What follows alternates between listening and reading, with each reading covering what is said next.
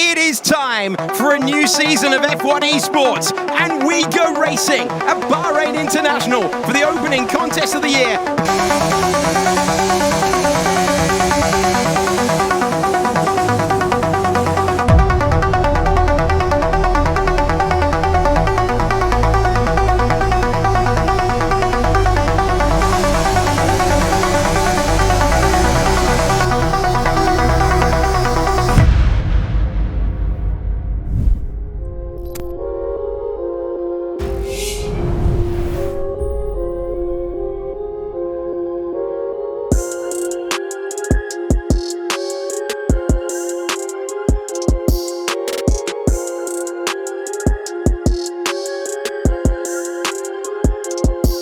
First event went pretty much as expected.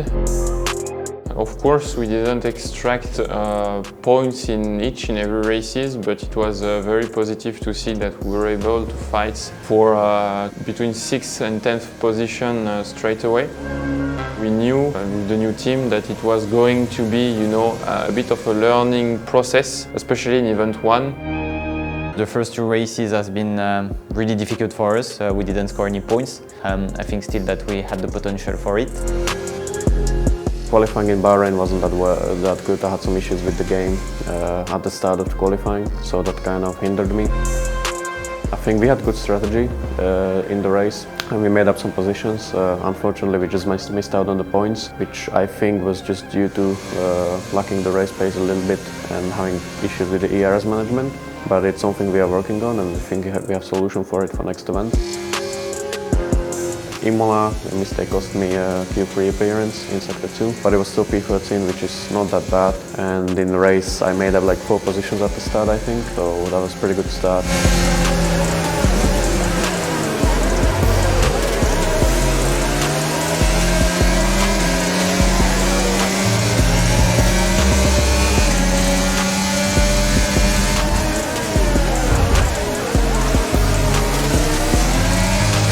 We were basically on 4 points until strategy error, which didn't go according to the plan, and we dropped down to P15, so that was kind of unlucky. But had it not been for the strategy error and we would just follow everyone, it would be points. Obviously, that's a good foundation to look for event 2. But finally, the last race was really promising. So on Silverstone, Luke made into Q3 for his first quali in F1 Esports. Patrick just made a little lock-up on the quali, which is cost him the pole because he was the fastest in the second sector.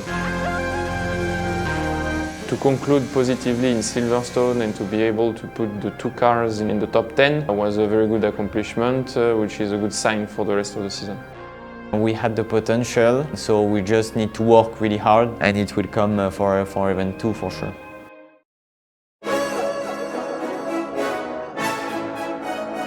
As the team is very new, this is very important for the team to set up things and to debrief about events, to basically fix all the little details and mistakes that can happen.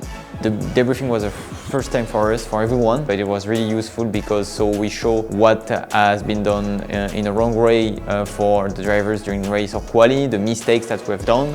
It's not focusing on the driver because we are a team, so all together there is also the staff. We made some mistakes for sure. Everyone talked about his own feedback, and it's going to be really helpful for event 2 because we're already fixing some mistakes that we did during the preparation. I think it's good to have this kind of briefing because we all want to learn from our mistakes. So I think it's just good to have a talk with the team, what they feel, what I feel, what everyone feels.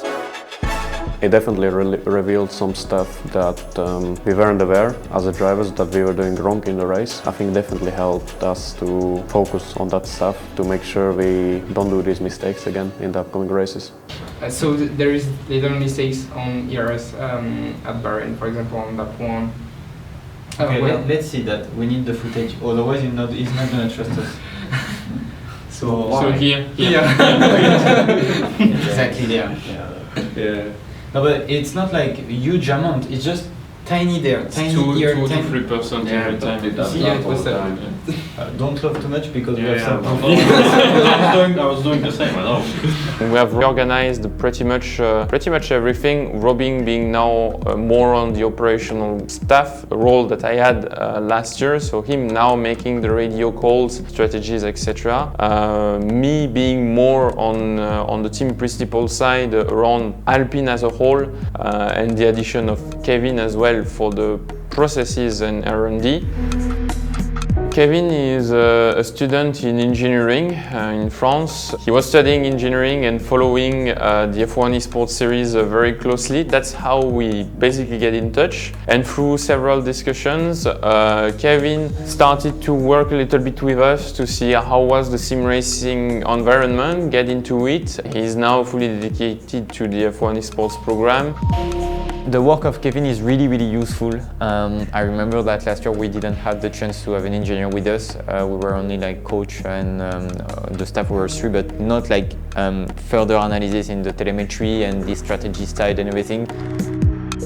So my role is pretty simple, is to be on the side of the drivers and help them to unleash all the potential they got in the pit thanks to video and telemetry analysis. He sees what I don't see maybe, so he can help me a lot with that, and I can change my approach to a corner maybe, or just an overall approach. How do I do things on the tracks?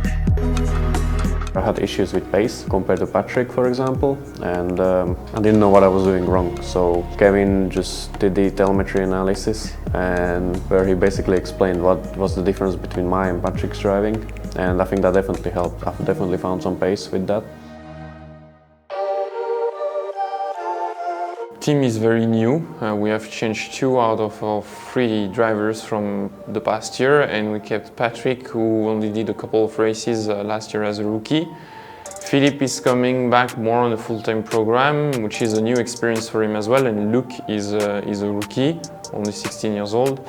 And he did a very good pro exhibition competition in 2022 against many others on a LAN environment at Silverstone. Luke Smith's going to the inside and taking the lead of the race. He's bided his time perfectly, but even better is Ronar, who positions his car absolutely brilliantly, side by side, for the lead of the race on the last lap through the final sector. The switchback, they're jousting all the way to the end there. He's off the road as he maintains the lead. They'll be complaining about it, but it's Ronar who's got the lead. They're still going at it. This is absolutely extraordinary. Luke Smith's done it. Luke Smith's found a way, and Luke Smith is going to win. Luke Smith takes the checkered flag. He's won the final race of the grand final. He's beaten Thomas Ronar. I knew him for like 2 or 3 years now, so we were in the same team when I was coming up. He was much younger than me, and then we were just racing together and talking a lot. Really amazing to see him in the same team as me. With him we make the youngest lineup on the grid, so which is an interesting one, and I think it's like a really young dynamic in the team, so I think we can get it done. First time I stepped into the office, it was a very interesting experience. It was mind-blowing, to be honest, to see how much teams actually invest into F1 Esports, and particularly the sim room was definitely my favourite. Initially, obviously after being a bit disappointed with not being picked and Philip getting the drive, I was a little bit disappointed, obviously, I think as anyone would be, but tried to not let it get into my head and instead just worked harder than ever. Tried to get a little bit fitter and showed what, like through leagues like PSGL and WR, why I did deserve the seat. The call came through a little bit later. In August, I believe. I had just heard, are you up for a drive? And of course, that was a very good moment for me.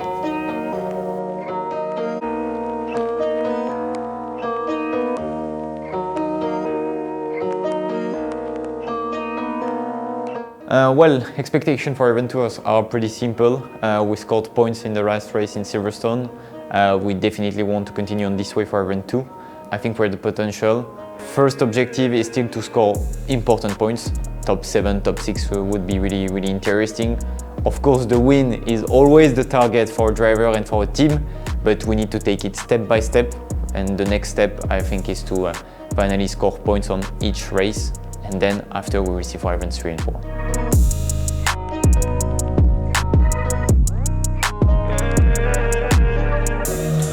Hello everybody and welcome back to the F1 Esports Series Pro Championship 2022. It is event number 2. We had 3 races last month. We've got 3 more for you over the next 3 days. Sheepos is on a lap right now and he's gone purple in the middle sector. It's all right, they behave themselves. Oh, that's right on the edge of what's allowed. Where does he go with this?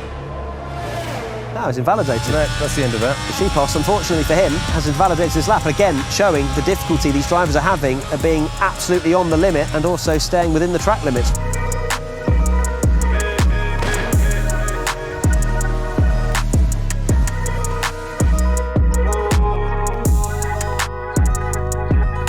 Well, of course we're disappointed by our performances during event 2, but I mean we need to take the positive because there is positive. We had the pace, which was not the case in event 1. So there is still 2 events remaining. There is a lot of points to score. There is also the team ahead of us who are fighting together on their side. Mathematically nothing is done, so we will still keep the face and fight until the end. With only one good result, everything can change. And we have a young team, so we're still in the learning process. Of course, we knew it at the beginning of the season. And I'm sure that the drivers will get what they deserved before the end of the season. That is so good to see with Alpine, a very young team there. Last season, finished 5th in the team championship, 123 points, 4 podiums. This team is the least experienced in terms of gaining points in this competition. But what I take from that is how much and how younger the teams are getting, Hayden. Is that something you've noticed with the F1 Esports? Yeah, definitely. There's an age limit on F1 Esports, and there's a lot of people who have been waiting in the wings when it first started, have watched this, wanting to be a part of it, but haven't been old enough. And now we're getting quite a lot of drivers who are coming of age, and they are now taking part. Luke Smith now, one of my favourite drivers, as he was using the fish helmet last time out in event 1. So there's some great drivers coming up, and I'm sure we're going to see it more over the years as well.